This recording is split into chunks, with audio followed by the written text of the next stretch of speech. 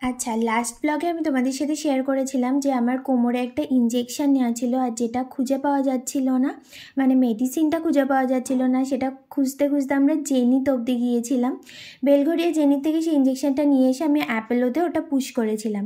তো ওই ইনজেকশনটা না আমার পরপর 2 দিন ছিল, তো 3 ml করে 2 দিনে 6 ml, যেটা আমি আজকে আবার যাব পুশ করতে। মানে আগের দিন যে ব্লগটা শেয়ার করেছি তার পরের দিনের ব্লগ এটা, যেটা শেয়ার করতে একটু লেট হয়ে গেল। তো অনেক দিন হলো না ছাদে যাওয়া হয় না, তাই ওকে বলেছিলাম যে একটু ছাদে গেলে ভিডিও করে এনো, আমি সেটাই তোমাদের সাথে শেয়ার করলাম। আর তাছাড়া আমার একটা ফুরুষ ফুল গাছ আছে ছাদে, যেটা দেখার জন্য আমি খুব এক্সাইটেড ছিলাম। এই সময় থেকে আবার ফুল ফোটা স্টার্ট করে, তো সেটাও দেখতে পাচ্ছি না, আমাদের ছাদে সিঁড়িটা প্রচণ্ড খাড়া। আর এই ড্রেসটা আমি মিন্ত্রা থেকে অর্ডার করেছিলাম, এটা অ্যাকচুয়ালি মা আমাকে জামাই ষষ্ঠীতে গিফট করছে, আমাকে ওকে দুজনকে গিফট করছে, বাট ওরটা এখনও অর্ডার করা হয়নি। আর এই জামাটার কালারটা আমার অতটা পছন্দ হয়নি, তাই জন্য এটা আমি আবার রিটার্ন করে দিয়েছিলাম। আর এখন চলে এসেছি অ্যাপেলোতে। আগের দিন যে মেডিসিনটা কিনেছিলাম সেটার হাফ আজকে পুশ হবে, তো আমি একটু ভয় রয়েছি, কারণ অলরেডি কোমরের একদিকে পুশ করা হয়ে গেছে, আরেকদিকে পুশ করলে পরপর কয়েক ঘন্টা ডিফারেন্সে অনেকটা পেইনও হবে।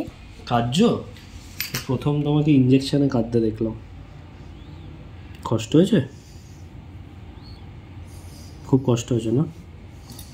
আচ্ছা 5 মিনিটে ফার্স্ট টাইম তোমাকে কাঁদতে দেখলাম ইঞ্জেকশন নিতে। তুমি তো এক্সপার্ট ছিলে ইঞ্জেকশন নেওয়া, কি হলো? এক্সপার্ট? মিনিমাম 20 সেকেন্ড নিডলটা ঢোকানো ছিল। অ্যাকচুয়ালি অনেকটা না, 3টে ইঞ্জেকশন একসাথে। আচ্ছা কিছু হবে না। বেসিক্যালি আমি না ইঞ্জেকশানে অতটা ভয় পাই না, টিটেনাসে তো একদমই ভয় পাই না। তো তাছাড়া প্রেগনেন্সিতে 2টো ভ্যাকসিন থাকে, একটা হচ্ছে টিডি, একটা বুস্ট্রিক্স, তো সেগুলো তোমাদের সাথে শেয়ার করব। সেইগুলো দেওয়ার সময় আমার অতটা অসুবিধা হয়নি, বাট আজকে আমার এত ব্যথা লেগেছে, আমি লিটারালি কান্না করছিলাম। আর আমি দিদিটাকে বলছিলাম যে দিদি হয়েছে, নিডলটার কতক্ষণ থাকবে আমার বডির মধ্যে, মানে আমার এত পেন হচ্ছিল।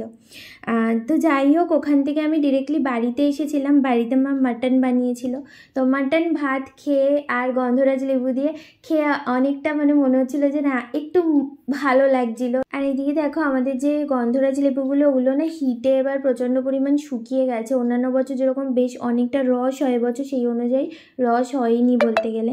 তো বিকালবেলা আমরা এসেছিলাম একটু কল্যাণী রোডের পাশে চা খেতে, কারণ ওয়েদারটা মনে হচ্ছিলো একটু বেশি মেঘলা হয়ে গেছিলো, বৃষ্টি হবে বাট যদিও বৃষ্টি হয়নি সেদিনকে একদমই। আমরা এখন একটুখানি চা খেতে এসেছি, আর এত সুন্দর ওয়েদার।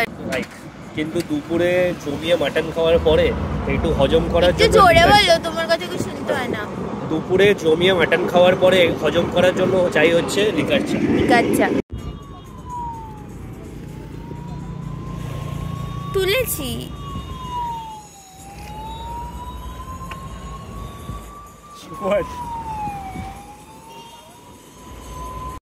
আচ্ছা, তো বাড়ি এসে এখানে আমি একটু ড্রাই ফ্রুটসের প্যাকেটটা কেটে সবগুলো কন্টেনারে ঢেলে রাখছিলাম। এটা প্রায় 3-4 দিন আগে স্মার্ট বাজার থেকে নিয়ে এসেছিলাম, আর এখানে 5-6 রকমের ড্রাই ফ্রুটস রয়েছে, যেগুলো সব ছোটো ছোটো প্যাকেটে রয়েছে অল্প পরিমাণে। তো এগুলো ঢেলে রাখার পরে আমি আবার সন্ধ্যাবেলা একটুখানি বেরিয়েছিলাম, কারণ আমার না যখন শরীর খুব বেশি খারাপ না করে তখন আমি বসে শুয়ে থাকতে পারি না, আমার মনে হয় যে একটু ঘুরে আসলে মনটা একটু ভালো লাগে।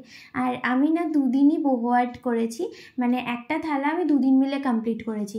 প্রথম দিন আগের দিন যেটা স্টার্ট করেছিলাম ব্লগটা যারা দেখেছো, আর আজকে সেটা আমি মোটামুটি শেষ করে এনেছি, যেটা লুকটা আমি তোমাদের সাথে মোটামুটি শেয়ার করছি।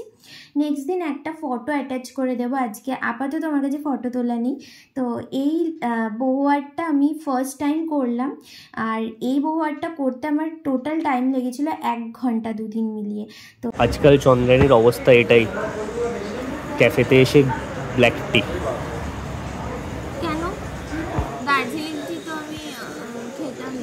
না মানে বাকি খাবার খেতে পারছো না, না সেটা বলছি বাইরে। না, আমি ক্যাফেতে গেলে জেনারেলি ভার্জিন মল্টটা পছন্দ করি, কোল্ড কফি বা আইসক্রিম এগুলো যদি না খাই তো, আর যে কোনো এই ধরনের ড্রিঙ্কগুলো আমি সুগার ছাড়াই, তো আমার কোনো প্রবলেম হয় না।